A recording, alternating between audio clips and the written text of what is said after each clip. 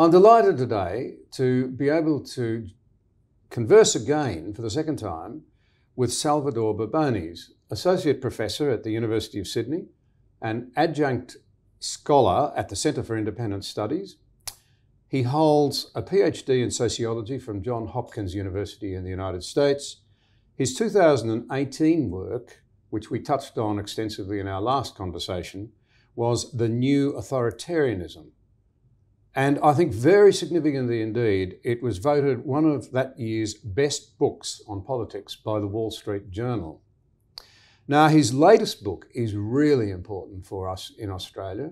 Those of us who think our universities are important and play a major role in our society, but we seem to be perhaps stumbling a little.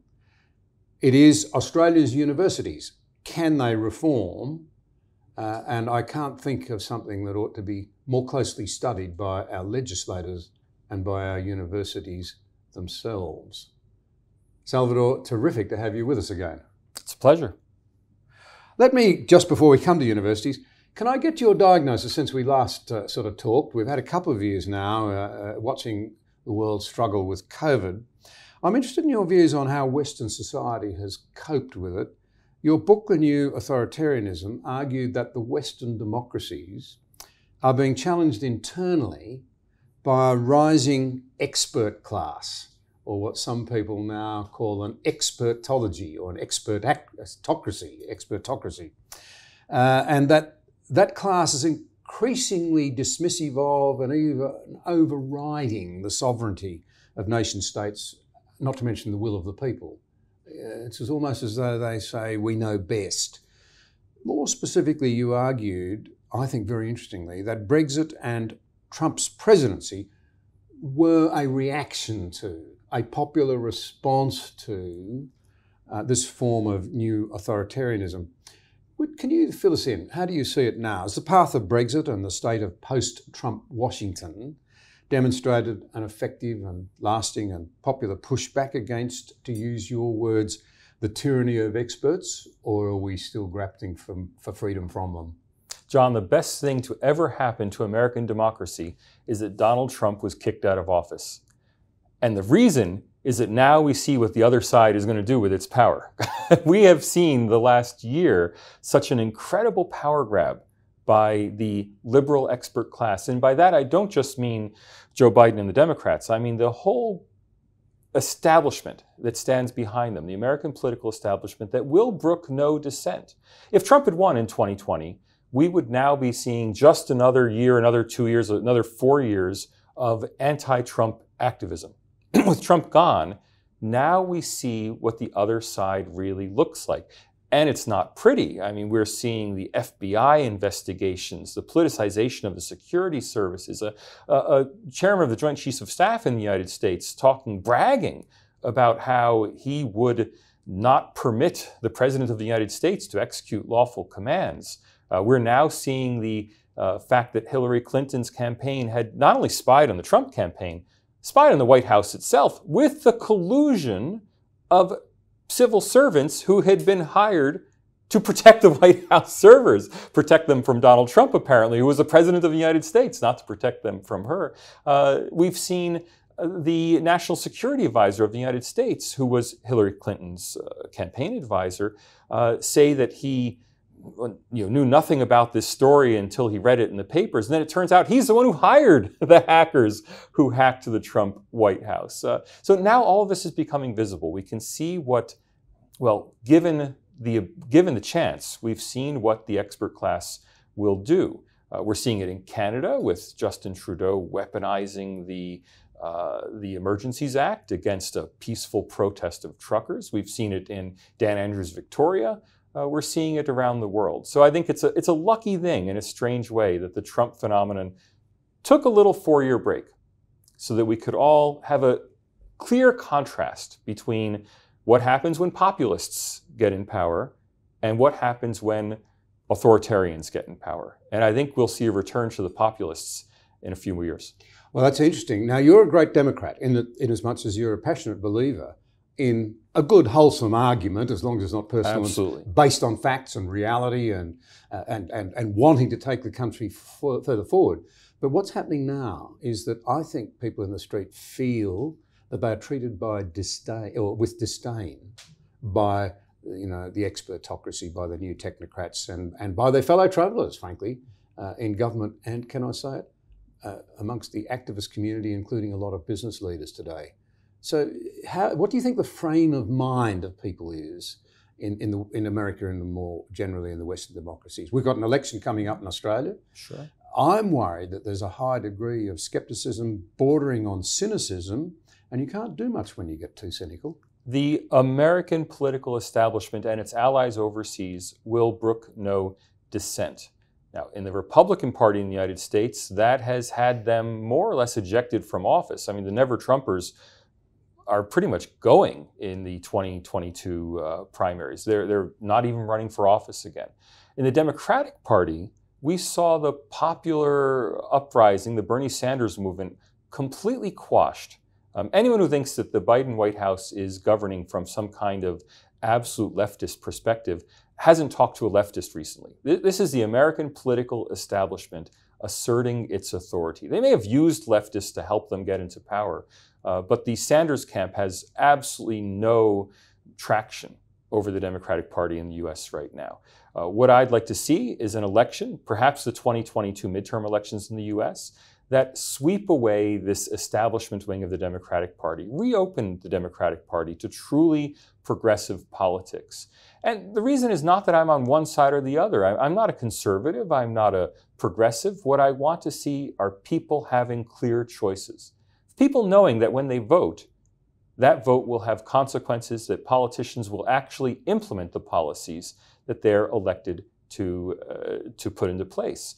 We have seen too much for too long, politicians simply taking the vote and saying, thank you, come again in 4 years. Or in Australia, thank you, come again in 3 years, without actually delivering on their promises. And hopefully, we're going to put that behind us, at least for another generation. I think that's an interesting and a very important take on what's happening. Democracy in the end can only work if people feel that the people they put in government respect them and are responding to what they want. But there's also a place for leadership, isn't there? Leaders have to actually lead because the world's a very difficult and a very dangerous place at the moment. And unpopular decisions have to be made as well. How do you get that balance right? Is it about the people simply having confidence that you're on their side, not about yourself? The leader's job is to organize public opinion. It's not to dictate public opinion. Leaders should be trying to help draw what are really out in the public, just a lot of inchoate ideas about what people want, mutually contradictory policies that people want anyway, and to pull them together into a coherent policy framework. Then if the people want that policy framework, they elect a leader number one. If they don't want that policy framework, they elect leader number two. I don't think the job of leadership is to push unpopular policies on people. It's to convince people that their policies are right. I think I'm just making the point, not to dwell on it too long, but having been in that job at times, I think even just to be respected, you have to call out the tough decisions when they're in the national interest. And people will respect it if you argue it well enough. I'm thinking really of the strategic environment we're operating in Australia at the moment. I think it requires tougher decisions that are being made and a greater sense of urgency than we have at the moment. If your tough decisions are really in the national interest, I guarantee you the nation will swing behind you. Oh. Well, thanks for those thoughts. But I really today wanted to talk about something that should really interest all Australians, given that a staggering number of our children now go through universities. They are massively shaping in our society. They appear to be in crisis. So here we have it. Australia's universities, can they reform? Thanks, the Blue Book, as I like to call it. The Blue Book, there you go. You put a lot of work into this. But let me begin with a really basic question. What is a university? Well, it depends who you ask, right? I mean, what a university was a unique form of educational institution that arose in medieval Europe and has continued through till today. I mean, the grand old universities, the Oxfords and Cambridges of the world are 800 years old. The Bolognas of the world are 800 years old. Even the Harvards of the world, we forget Harvard's been around for something like 400 years. These are not new institutions, and they are institutions that existed to offer the baccalaureate. The Bachelor of Arts is the classic degree. It used to be the only degree of the university. It's a purely Western cultural innovation, probably the best thing to come out of the Middle Ages, and it has been adopted worldwide. The whole world does universities the way the medieval West did universities, the way they evolved through the Renaissance and the Enlightenment, through the 19th century, and has adopted it. And it's an incredibly popular form, I'll tell you that. There's hardly a country in the world that doesn't have or want to have universities on the Western model. Understood. Well then, you say on page 9, I think this is really interesting. We read every day that there's a crisis in the universities, particularly with COVID and foreign students. We hear all the time that they don't have money and governments are starving them and so forth. But you're right, if there is a crisis in the Australian university system, it is not primarily a financial crisis, nor is it, properly speaking, a free speech crisis. We hear a lot about that too. You're right, it's a moral crisis. It's a breach of faith, a betrayal of the public trust. You know, you are effectively saying it's a failure of mission. Can you elaborate on this? And I assume it's not just Australia. You've not had just broad Australia. International experience. Our university is so core to the Western model of, if you like, advancement, nourishing of our cultures, seems to be in crisis everywhere. We hear about the financial crisis all the time. Australian universities are well funded by global standards and are well funded by historical Australian standards. I'm tempted to say, can you say that again? Because it's not. Let's talk more about that in a few minutes. There's no free speech crisis at Australian universities. There have been problems here and there. The Peter Ridd case is an extreme example, but they're rare problems. They've been mostly corrected. We see a lot of support for freedom of speech at Australian universities. The real crisis is a moral one. The crisis is the question, what master do the universities serve? Are they there for the community or are they there for themselves? This is the fundamental question at the heart of everything about Australia's universities and universities globally as well. They increasingly, we gave them enormous autonomy to operate as independent institutions, doing what's good for society, but according to their own cognizance, that they could follow the stars towards the truth, towards what's really best for our young people and for society as a whole. But unfortunately, when you give people that kind of self-control or self-authority, it too often ends up as self-indulgence. What we see in Australia's universities especially is a load of self-indulgence, of universities pursuing university goals without regard to what's good for their students, what's good for the country, what's good for the world. It's really just all about the universities as institutions. And that's why when it comes to university policy, for the most part, the Group of 8, Universities Australia, the National Tertiary Education Union, the student unions, they're pretty much all on the same side because they're fighting for the universities, not fighting for the community. I'll come back to that in a moment. To take a cul-de-sac, but a very important one, you said you don't think there's a free speech crisis, and yet it's frequently painted as a narrowness in views, a reluctance to engage different ideas. Perhaps the greater problem is that there's not a lot of people putting an alternative. There is a viewpoint diversity problem. Your guest, Jonathan Haidt, has talked quite a bit about that. Yeah. That viewpoint diversity problem arises from, again, from the university's autonomy. They hire who they want to hire. Yeah. Now, initially, when the University of Sydney was set up, the hiring was done by a panel of people in Sydney who had university degrees from the mother country, and they hired probably a pretty good set, a diverse set of people to run their university. But over time, as that set of people hires their successors and hires their successors and hires their successors, they go into very narrow avenues of, very constrained fields of thought that maybe are interesting to the people who run universities, but aren't necessarily interesting to students or to the rest of the world. More importantly, they become politicized all in one direction. I mean, if you imagine giving a group of either liberals or conservatives or progressives control over an organization, maybe they only have 60% control. Well, every hiring committee is 60% on one side. The next generation's hiring committee is 80% on one side. The next generation's hiring committee is 95% on one side. And that's what's happened with universities. They've gone from being places that broadly reflected society. You know, all of the university graduates in society together nominate who the next generation's professors will be, to being places that really represent a very narrow segment of public opinion. They are not broadly reflective of society in the way, say, the business community is. I mean, the business community, there are labor donors, there are liberal donors, there are people who donate to third parties, there are people who vote for if the business community were all on one side, you wouldn't really have competitive elections in Australia. Well, the university community is all on one side. It is, and I don't just mean the arts faculties. I mean the entire university. You would struggle to find Liberal or National Party supporters in Australia's universities. I'm sure there are a few hidden in the little nooks, afraid to poke their heads above the parapets. I've had people email me saying, "Salvatore, thanks for pointing this out, but I wouldn't say anything in public." Well, I'm an American. I'm not part of these Australian political debates. I'm just here kind of to help Australians understand what's going on in their own universities, in their institutions that they pay for.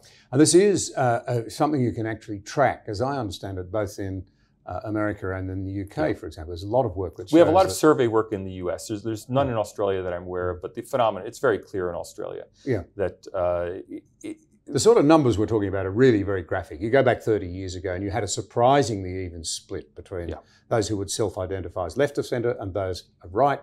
Now it's overwhelmingly minuscule numbers who will self-identify as anything other than left of centre. And people's politics are not the issue. People have a right to their own politics. It's their behavior that's the problem. It's once you have a department that is so dominated by one point of view, they just don't question that point of view. They don't question, well, should people be thinking anything else? It's just not part of polite discussion.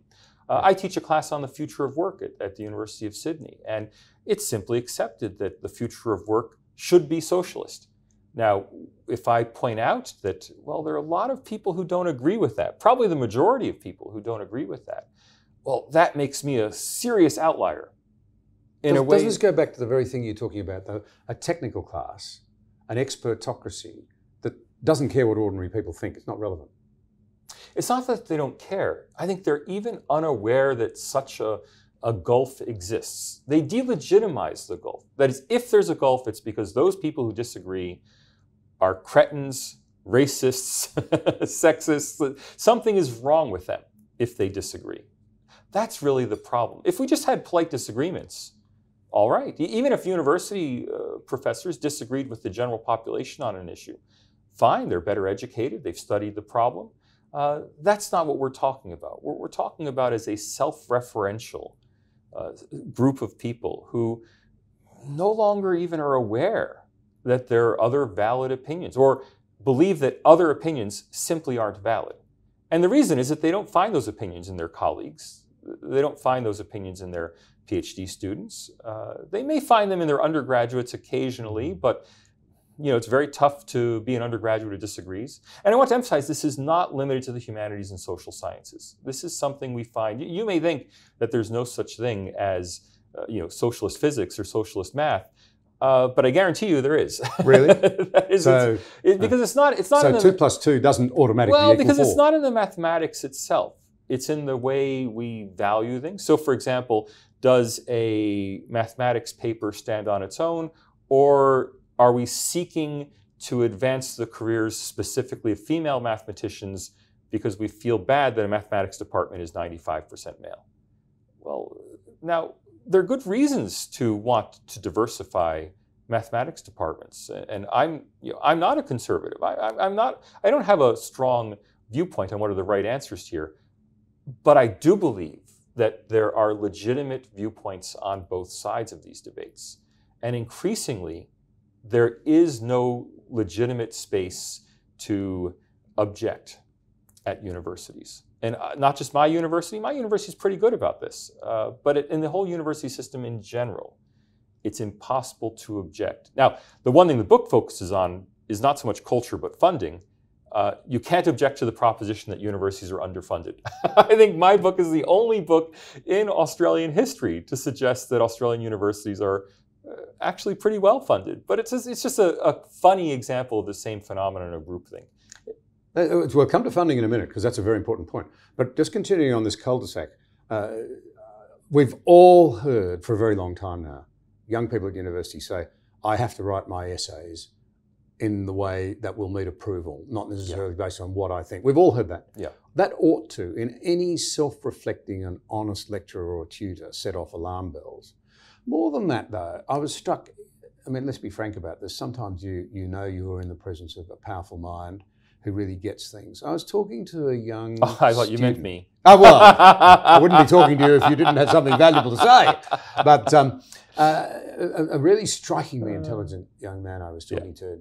He was classic, sort of a kid from a difficult background come good. Right. You know, you would expect him to have quite left of centre views, whereas I would say he's a genuine centrist.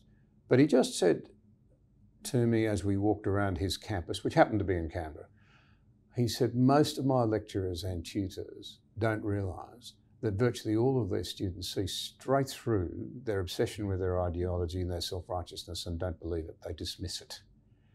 Why does that sort of, I mean, why can't, you've touched on it, why can't academics understand that the people they're talking to are not dumb and they can see they're having a line fed to them and that they're not being allowed to express an alternative view? Look, all of us are opinionated, not just academics. The problem is that what do you mean? I'm not opinion. Except you, John. The problem is that in academia, we are self-regulating, which means we don't have a boss or a panel or anyone we have to answer to for the way we teach and the way we grade papers. I mean, yes, in extremis there are mechanisms, but fundamentally we each do what we want without oversight. Now, I love not having oversight as an academic. It's fantastic. But I recognize that everyone needs a boss, right? And it's good for the soul to have to justify your work to somebody.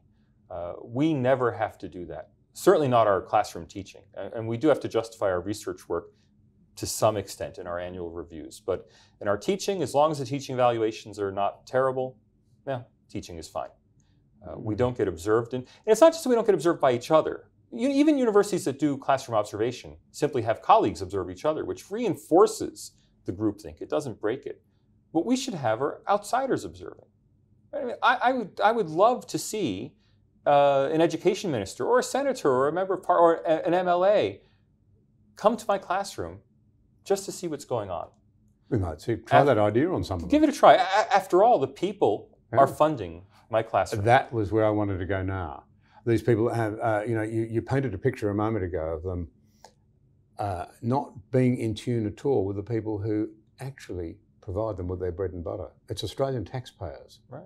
And they think they're funding universities so their students can be well educated and that universities, through their children as much as anything else, can help us grow a flourishing and productive and prosperous society. Why is there no sense of responsibility to the broader community when they're paying the bills, if for no other reason, Salvatore, than this, they are in grave danger of losing the confidence of the Australian taxpayers? They are, believe you me, I can read the tea leaves, I've been in public life long enough. People are beginning to ask very hard questions about what they're getting for their dollar. Almost all academics sincerely believe that they are working in the best interests of the Australian public.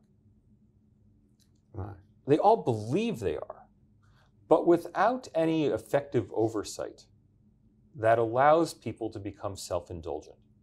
And when that self-indulgence then becomes, again, self-referential, it's always the same people judging each other, it goes into these really strange, quirky dead ends, intellectual dead ends, that, well, are very fun to be in if you're there, but don't do much for society as a whole. I would love to see much more accountability. And not just accountability in the sense of you have to perform in the top 100 on some ranking. That's what universities want. That's the kind of accountability universities are looking for. I mean actual engagement with society. I mean almost everyone I know says that they truly believe in an engaged academia. Well, engaged doesn't just mean with a small number of activists who you favor. Engaged means with the business community, with religious communities, with political parties of all stripes. Right? And that kind of engagement, I think, is very rare. To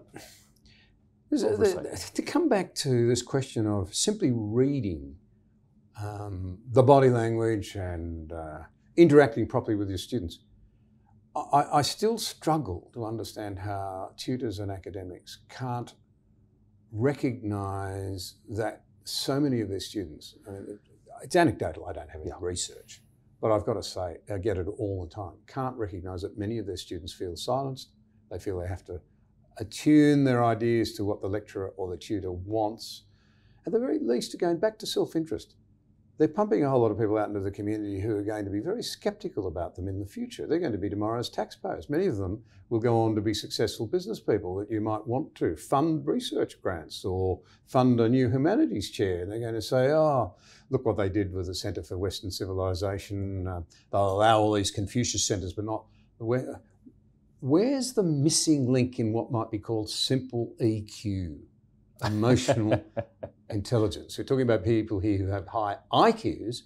Where's the EQ? I still think there's a missing link there. Why can't they read the impact that they're having in their young, mostly young students' psyche?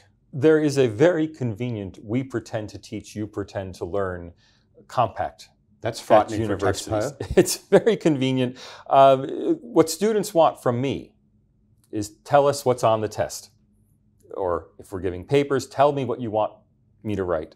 We're even encouraged to give sample essays so that students can simply rewrite the essay we've written, filling in the words with their own words. Now, students love that. That's the most popular teacher in the world, one who gives a sample essay and all you have to do is do what the teacher wanted you to do. Of course, it's easy teaching as well. At Australian universities, you may not be aware, class attendance is a rarity.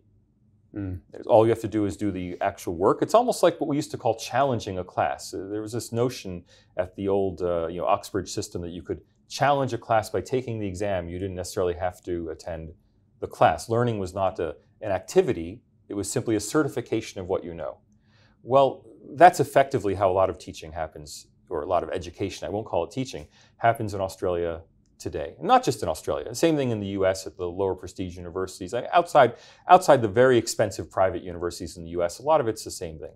It's tell us what you need us to do as students, very pragmatic.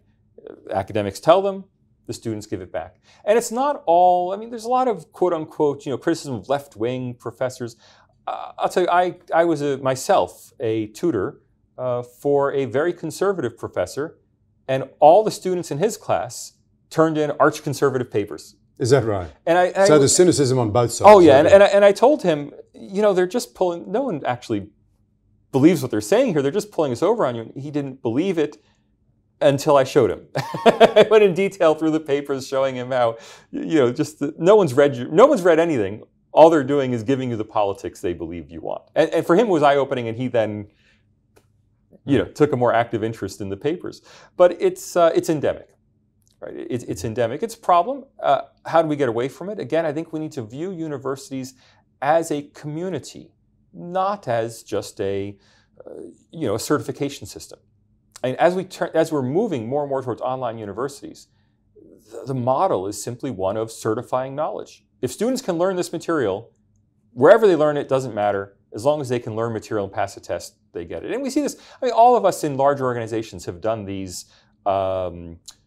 Diversity exercises. My favorite is the human slavery module that everyone's required to do. You click, click, click, click, click, click, click, take the test. You've done your human slavery, your modern slavery module. Well, that's how education is becoming. And again, I want to repeatedly stress not just in the arts and social sciences. It's that way. I've seen it that way in accounting at Australian universities, where students simply have to learn for themselves what things they're supposed to put in which boxes. They're not learning how to think about the firm. They're just learning, what do I have to put in this box to pass this class?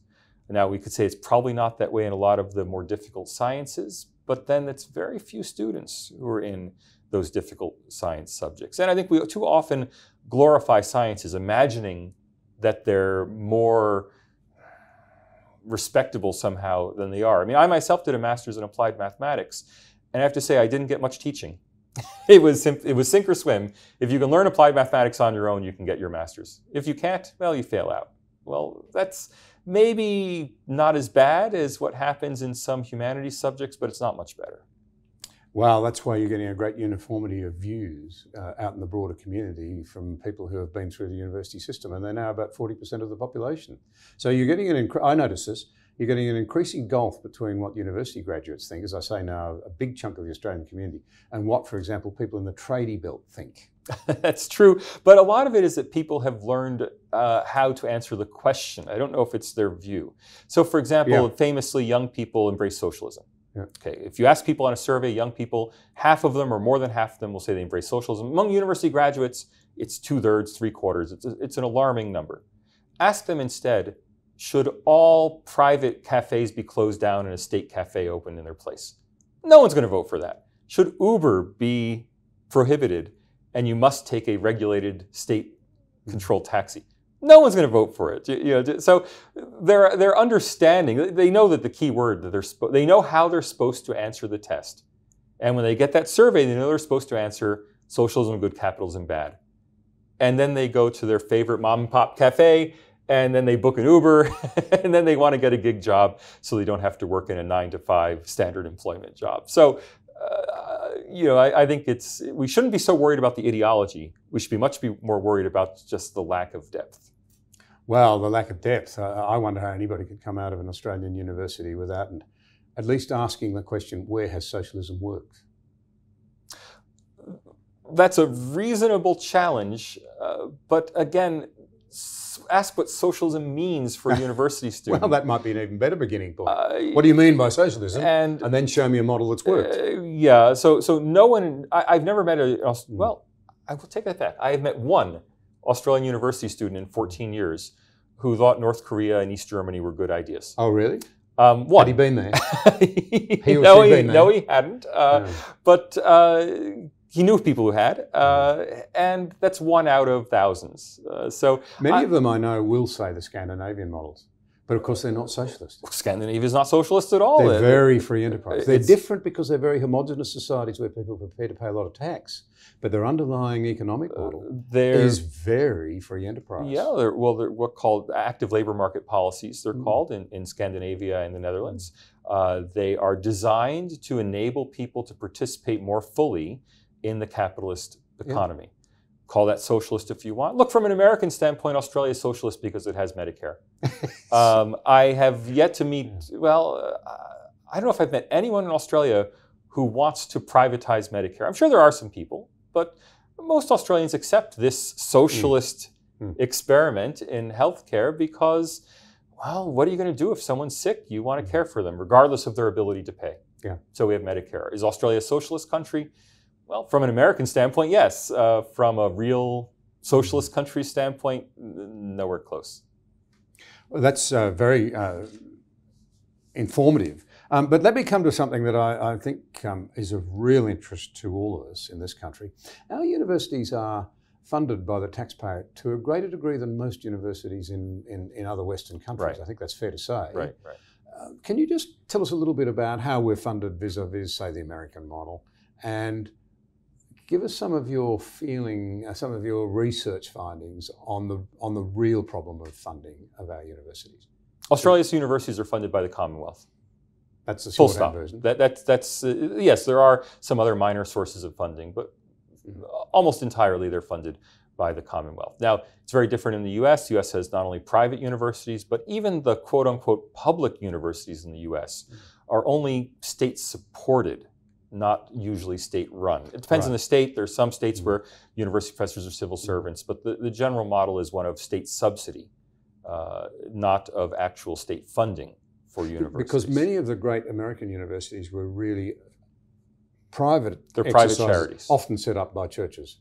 A lot of them are church-related charities. The older ones were almost all church-related. Harvard was set up by Puritans, but of course the more prestigious ones are now mostly secular, but they're still charities. Which, with all of that implies in terms of tax deductibility and attractiveness for the philanthropic sector. But here in Australia, our oldest university is the one that you lecture at, it's Sydney. And it was very much set up on English lines. It was... Sidere mens eadem mutato. The stars may change, but the life of the mind remains the same. Our much maligned and mostly forgotten university motto. Stripped off everything, but it's still there in stone. But it was based on the Oxford model, Oxford-Cambridge model of colleges. Yes, very much. Tutorials being offered in the college system itself. Neo-Gothic architecture, the whole box and dice, 1850s on. And of course, set up on pretty rigidly secular lines as well at the time, interestingly enough. But not with that same the colleges were and are have religious affiliations. They do, but not the university itself. Does not. Yes. And its funding model was so very different. So can you, as it's evolved, so now it's the taxpayers through the Commonwealth. And you're saying they're actually quite well funded by Western. They're very well funded. The Group of Eight loves to cherry pick specific numbers from OECD tables to show that research in Australia is underfunded. But that's only because in Australia we have, most research in Australia is actually funded through the students, through Commonwealth supported places. We don't think of that as a form of research support, but if you think of it, I produce research outputs every year for the University of Sydney. I don't have an ARC grant. My salary is funded straight out of teaching students. Right? So we don't recognize in the statistics the research done by teaching and research academics as research. The statistics in Australia and in the OECD only recognize activities that are explicitly funded as research to be research. When you throw in all government support for research, including the 40%, most academics in most Australian universities are rated 40, 40, 20 teaching research service. So my salary is devoted 40, 40, 20 in that formula. And virtually all permanent academics in Australia are on that same 40, 40, 20 formula. If you take my 40% of salary that's research dedicated, and you include that in the research numbers, then Australian universities appear to be, on OECD statistics, better funded for research than either US or UK universities, even more well-funded than US universities. Now, no one in Australia is arguing that the US has underfunded research universities. If you don't cherry pick the numbers, but instead pull back, take a dispassionate look at the numbers, Australian universities per student are better funded than US universities, better funded than UK universities, better than European Union universities, better than the OECD average. That funding is more stable because Australian Commonwealth funding is very stable over time. And it is better, Australian universities are better funded than they've ever been in Australia. There was a short period, not so short, from 2012 to 2017, when there was a decline per student in Commonwealth funding. It was about 1% per year, but over that period, the numbers of students funded increased by almost 2% per year. So there was an economy of scale, and that was the fabled efficiency dividend. Commonwealth funding was supposed to go down by, depending whether you were Labour or Liberal, 1.75 to 4%, I think, were the range of the various promises. It went down 1% per year. But now it's been climbing again since 2017. So really, there's no funding crisis at Australian universities. Yet, you can go back, and every 5 or 10 years, there's a Universities Australia or a Australian Vice Chancellor's Committee publication saying, Australia's universities are in crisis. We can only last a few more years before the whole system will collapse. It's been researching this book has been a lesson in mendacity of the constant cries of crying poor of Australian universities. We're very generously funded by global standards. Okay, so let me take your position as a true centrist, neither left nor right. And I accept your word on that, and clearly that's the territory you occupy. You've got all of the, if you like, divergent views here. The university's going to be underfunded, the taxpayer wondering whether they're getting value for the money. Ministers supposedly oversighting the sector on behalf of the taxpayer, looking for value for the nation. Where do you think we should go here? I mean, spell out what you think the options are to try and reconcile these differences. Number one thing Australia has to do is dial down international student numbers. I mean, we've had this international student debate now for years. Australians don't seem to realize that international student numbers at Australian universities are extraordinary by global standards. I mean, absolutely extreme, to the point where 2019, 2% of the Australian population was international students. Yeah. 20% of all people in the university age range in Australia were international students. It's just unbelievable. Australian universities, I think 26 Australian universities would be the most international university in the entire United States. Were they in the United States? The numbers are just off the charts. Well, were, but pre-COVID. Oh, still are. COVID only was a tiny blip in international student numbers during coronavirus. At my own university, University of Sydney, international student tuition revenue actually rose. But the person in the street would say, we're here from the universities, it's created a crisis. Universities have got poor in 2020 and 21, and it was through poor investments. The revenue from their investment portfolios declined dramatically. In fact, among Group of 8 universities, investment losses were larger than international student fee revenue losses. What's happening to the people running their portfolios? I don't know what's going wrong, because stock markets have done very well. In the US, the average endowment was flat in 2020 and was increasing by double digits in 2021. So what Australian universities are investing in, I can't tell you. Well, we know now they're not investing in certain things for politically correct reasons. Everything about Australian universities is quote unquote commercial in confidence. And those 3 words tell you everything you need to know, because these are not commercial entities. These are public service organizations. Why all the investment data are commercial in confidence? Because it's embarrassing. I don't know. That's extraordinary. It'd be lovely to hear some answers from the universities and indeed from governments. But the worst part of it is not only are international student numbers extreme, Australian universities are losing money on every international student they admit. Now, this is fascinating, because we keep hearing it's one of the country's major forms of foreign income. Well, it is a big source of export revenue, quote unquote, if your goal for a university is to generate export revenues. But if your goal for a university is financial sustainability of the university, international students are not a savior. They're actually a part of the problem.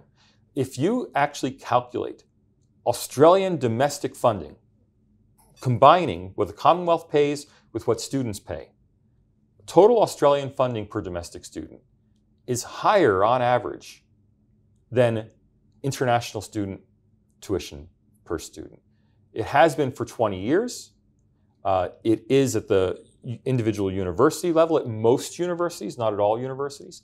For the system as a whole, it equalized in 2019, but they equalize only because international students tend to be at the most expensive universities. If you go to the individual university, for the most part, international students still pay less. What they're doing is cannibalizing the university's infrastructure to sell international student places at a discount. So essentially what they're saying is the Commonwealth pays for the library. Library's here anyway. We can admit 1,000 international students and not charge them a library fee. The library's here, Commonwealth's paying for it. The campus is here, the Commonwealth has paid for it. Even the teachers are here.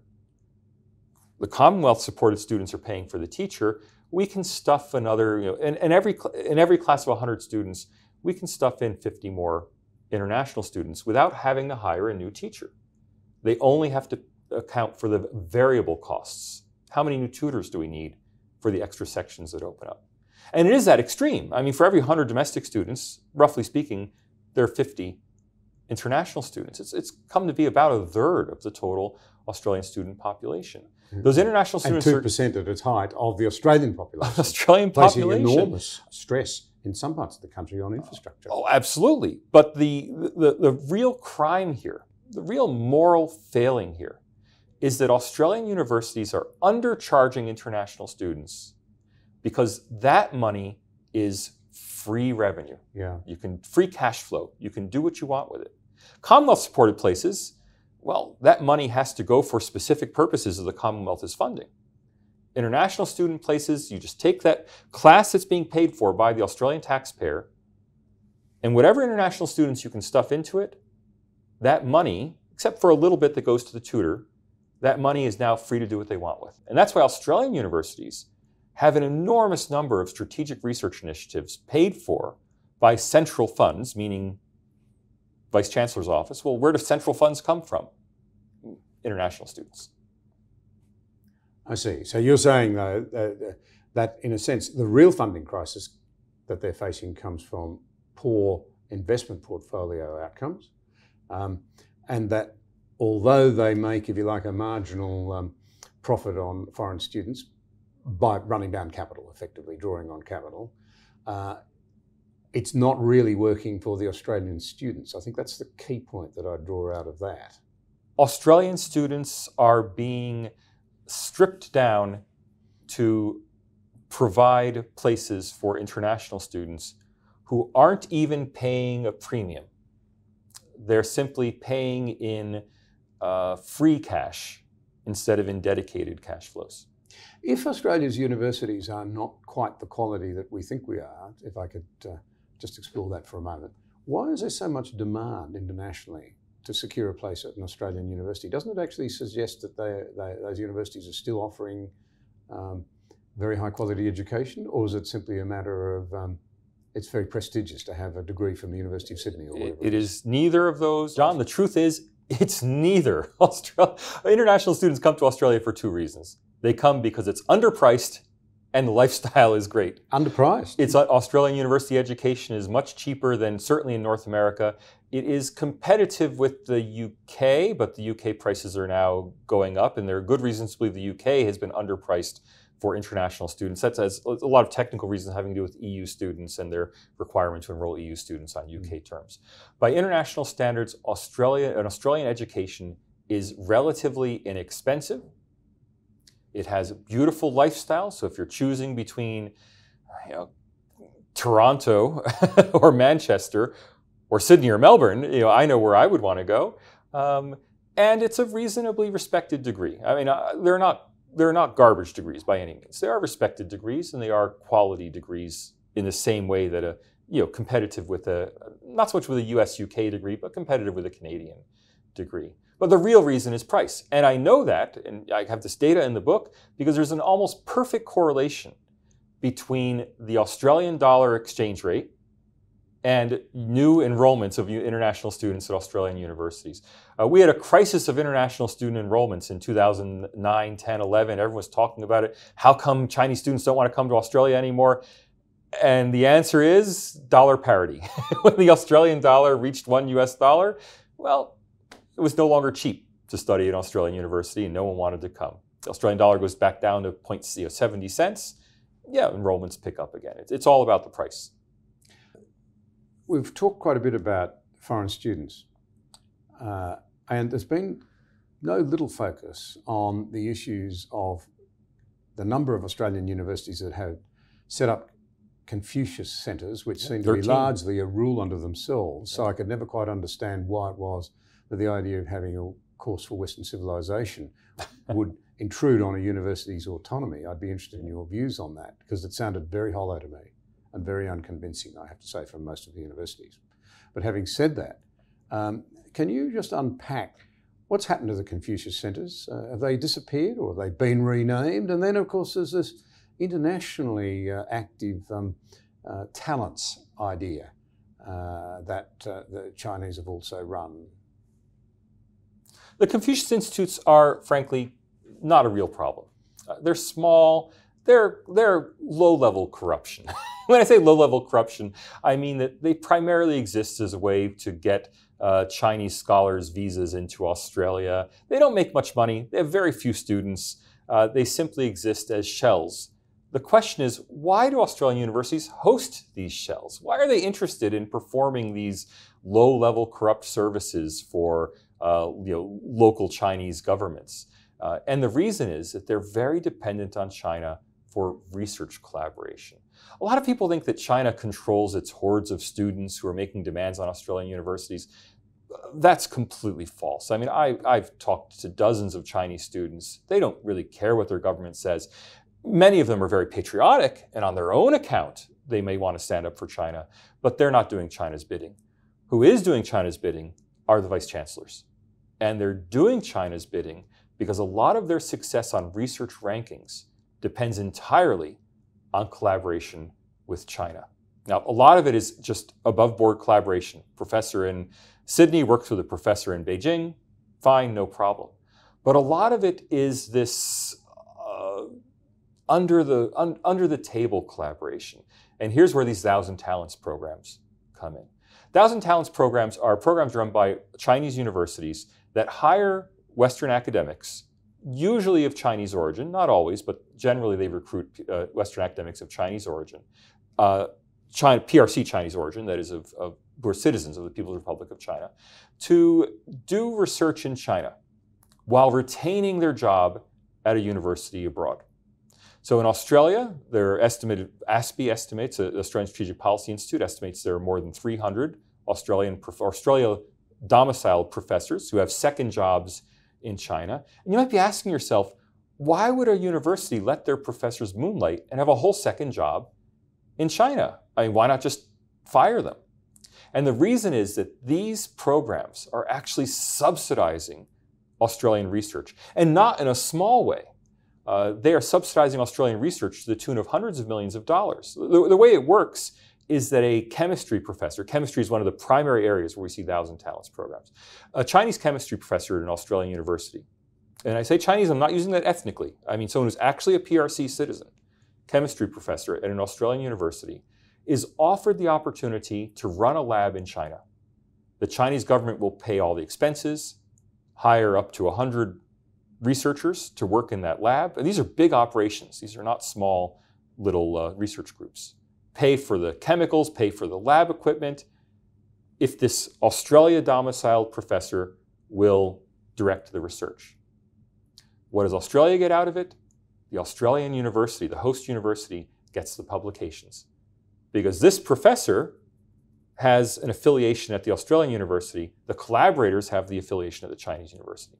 They publish jointly, collaborative papers, and this raises both universities in the international rankings because they're getting all these high citation, highly funded papers. So Australian universities don't want to end this corruption. I mean, what's the word for having two jobs, two full-time jobs? They don't want to end this because their professors, these professors are the ones driving Australia up the research rankings, and not in a small way. I mean, the research rankings are extraordinarily sensitive to the output of a very small number of high citation, big science researchers, and that's who's being targeted for 1,000 Talents recruitment. Okay. China, at a moment, can cut off the flow here. China's real leverage over Australian universities is through these backdoor, under-the-table mechanisms that universities don't even report. I mean, Australia has a registry where Australian universities must report all of their agreements with Chinese universities. But these are not agreements between an Australian university and a Chinese university. These are individual academics at Australian universities who have a second job in China. Not reportable. It's not a university contract. Right? That's extraordinarily corrupt. And the mechanisms Australia has put in place to detect foreign influence simply aren't designed to pick these up. Still. Oh, I think they're intentionally not designed to pick these up. I mean, the Australian foreign influence schemes were designed with input from the Group of Eight, with input from Universities of Australia. They're very specifically worded that if an Australian university has a contract with an entity, with a university in a foreign country where the university does not have autonomy, but it's specifically a university in a foreign country, university-to-university relationships must be reported. That the individual professor at an Australian university happens to run a lab with 100 employees in China. So we could be transferring really valuable intellectual property. Oh, no. That's the trick. They're transferring intellectual property to us. When the Australian broke the news of this, the Australian newspaper last year broke the news of these 1,000 talent programs in September, they assumed that this was valuable Australian research paid for by Australian money going to China. Now, I'm sure there's some small amount of that. But fundamentally, this is a PRC Chinese citizen, domiciled at an Australian university, whose research is funded back in China by the Chinese government, essentially contributing publication credits to the record of the Australian university. And that's why these are untouchable, because from the standpoint of an Australian vice chancellor, this is gold. And the Australian vice chancellor is only paying an ordinary $200,000 professor's salary for this person and is getting the output of a 100-person research team in exchange. That's gold. That gives China enormous leverage, but it is enormous under-the-table informal leverage. And that's how China works. Nothing on top of the table, nothing visible really is very important. Confucius Institutes, you can read their contracts. They just say, we will work together for a harmonious future. What's to object in that? All of these arrangements are informal arrangements. And that gives China enormous power because it can end these relations at a moment's notice, and no one will even know it happened. Except, of course, the vice chancellor, who's very well aware, even if the vice chancellor has never signed a piece of paper about it. So my takeout on that then is that we shouldn't be worried about the 1,000 Talents program so much transferring valuable Australian know-how that might be useful to us to China, so much as the issue of China using this as yet another form of leverage to gain influence in our democratic Australia, in common with something we're now seeing globally in the Chinese quest for hegemony, not just in the region, but as many people are now saying, globally. I don't want to knock Australia. Australia's been very good to me. But let's face it, there's a lot more Chinese know-how out there than Australian know-how. China's a much bigger country with much bigger budgets. You can look at the research from the Australia-China Relations Institute at UTS talking about the flow of research in both directions, and it's incredibly higher from China to Australia than from Australia to China. The problem here is our precious knowledge filtering overseas. As an academic, I'd love it if our precious knowledge filtered overseas. I mean, a lot of we're in it to spread knowledge. That's what we want to do. We don't really like the idea of having patents and secrets. We'd much rather have anything we discover spread as widely as possible. That's not the problem. The problem is giving China influence over what we do. And what we're seeing is not Australian research going to China. We're seeing Chinese research being done, in effect, in Australia. I mean, I don't want to cast aspersions. I'm a foreigner working at Australian University. There's nothing wrong with a Chinese foreigner working at Australian University. But there's no reason to particularly believe we're patriotic Australians. I'm not a patriotic Australian. I'm an American. And if push comes to shove, that's what I'll always be. And no reason to think Chinese professors aren't just as patriotic for their own countries. Now, I'm not saying get rid of the foreigners. Please don't. I love working here. But we need to realize that China weaponizes its citizens and its connections in a way that the United States simply does not. If the U.S. consulate called and asked me to do something I didn't agree with, I would laugh at them, and I have the freedom to do that. Chinese people do not necessarily have the freedom to laugh in the face of their representatives. Not only that, it's not just the people, it's the institutions.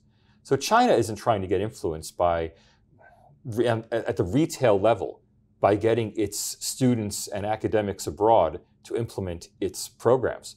China wants influence by having Australians police themselves, by having vice chancellors be so sensitive about China that they crack down on any anti-China opinion on campus, that they don't hire people who might be critical of China. We talked a lot about how there's groupthink at universities, a lack of viewpoint diversity. Well, if you're a critic of China, good luck getting hired at an Australian university. It might happen, you might get that job, but it's going to be very difficult because everyone up the chain knows that will cause problems for the university and its relations with China. But it's even deeper. It's this threat that China has Well, China has a chain around the neck of every group of 8 vice chancellor that if they get out of line, it can always tug on, saying, well, what about the research? What about the research cooperation? What about the 1,000 Talents programs? All, like I said, all under the table. None of it recognized, none of it official, none of it in a contract that you can look at, that you can evaluate. It's all, I know it's happening, you know it's happening, they know it's happening, but there's no paper trail. And that's how Chinese influence really works. It happens in these interstitial spaces where you don't know for sure was it Chinese influence. I mean, when UNSW tried to quash a piece by a human rights advocate writing about China and tried to move it to a less visible part of its website, well, was that just an administrative change, or was that a panicked directive from the Vice Chancellor's office? We'll never know. No one's going to put that in writing. But it happened. It happened, but it could have been a coincidence. If the University of Sydney does not invite the Dalai Lama to speak on campus, but instead hosts him off campus at arm's length, well, is that because of workplace health and safety issues? We couldn't accommodate the size of audience, or is that because of fear of China? Well, no one's going to write the memo that you can subpoena and bring to a court. That's the problem. Chinese influence is corrupting all of us. I mean, we know it's corrupting the minerals sector. We know it's corrupting, parts of the business world, but it is deepest of all at the universities. And it's deep because it's invisible. I mean, at least we know why an iron ore miner doesn't want to anger China, because the miner's selling iron ore to China. We don't even know exactly whether and how much university leaders are kowtowing to China, because it's all off the record. And that at publicly supported institutions. Salvatore, you've given us a very great deal of very important things to think about. I can't thank you enough for the time you've given us. I sincerely hope this book rattles around Australia extensively and in the right places, including ministers' desks, perhaps even prime ministers' desks. It's thoroughly researched. And the beauty of it is it comes from somebody who thinks the data and the research and the numbers matter. You're a true scholar rather than a captive of one form of ideology or another. I say that quite sincerely. It makes your work all the more powerful. Thank you very much. I'm very proud that the book is thoroughly data-driven. This is not an ideological book. It's 23 tables and figures with data on 20 years of Australian university finances, student numbers, international student flows, degree programs, you name it. It's a thoroughly researched account of what's going on inside Australia's universities. And I have to tell you, John, I wrote it with the idea in mind, what would an education minister need to know about his own universities? What does a parent need to know about the universities they're paying for their children? What do students need to know about how their universities are working behind the scenes? And some of the most gratifying feedback I've received on this book has actually been from students who've read the book and have been thrilled to learn what's going on behind the curtain. That's been my goal. I hope people enjoy the book. Well, it's always tremendous when people respond to research and data and not just feelings. So thank you so much again. All the best with it, and let's hope it moves the dial. Thank you, John. Did you enjoy this conversation? To keep up to date with new episodes, subscribe to the channel and click the notification bell.